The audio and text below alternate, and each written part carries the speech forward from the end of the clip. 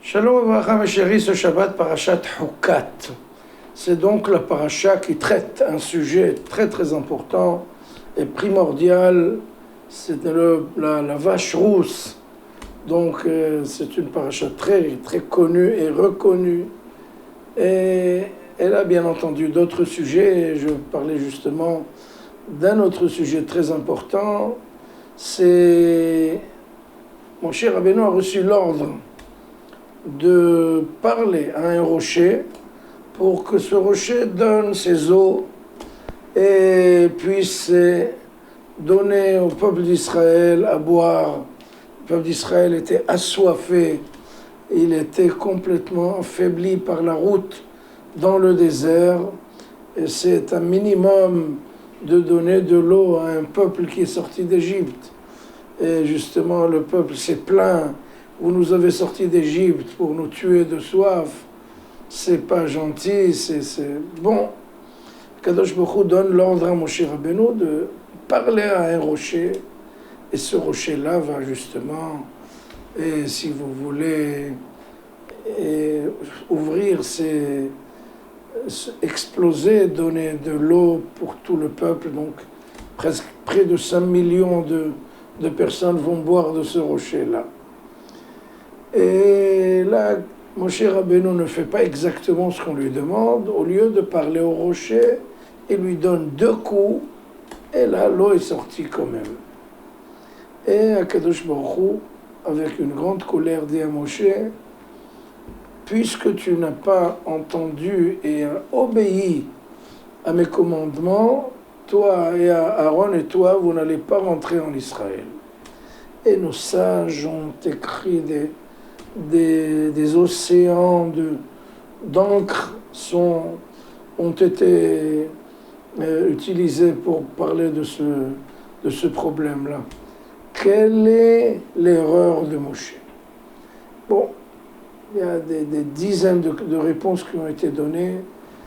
Pourquoi Moshe a changé, n'a pas obéi exactement à la lettre ce que lui a demandé Akadosh Baruch Hu.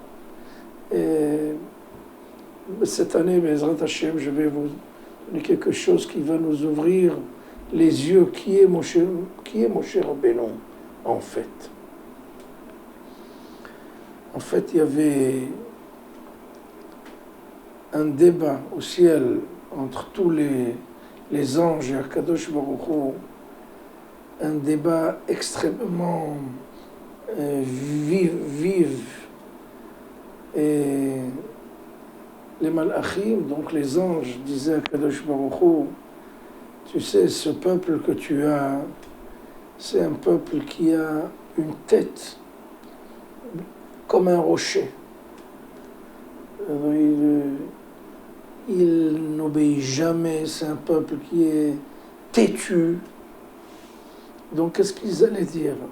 Le rocher nous entend, le rocher comprend, le rocher est obéissant en lui parlant, et nous, le peuple d'Israël, on n'est pas obéissant.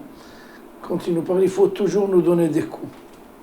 Et là, Moshe Rabbeinu a tout de suite fait, comme on dit, une prise de conscience. Qu'est-ce qu'on fait maintenant? Si je parle au rocher, le rocher obéit, ça va véritablement rabaisser le peuple juif, qui lui est, chas v'shalom, plus têtu et plus dur et moins bien que le rocher. Donc mon cher Rabbeinu a dit: au moins, si on va crier, on va punir le peuple, mais qu'on sache au moins que le rocher n'est pas meilleur, n'est pas plus fort que le peuple d'Israël, au moins comme lui. Comme le peuple d'Israël comprend avec les coups, même le rocher comprend avec les coups. Donc là, mon cher Rabbeinu s'est sacrifié. Il a donné sa vie, il a donné son futur et sa carrière. Et bien entendu, la rentrée dans le pays d'Israël, qui n'a pas eu le mérite.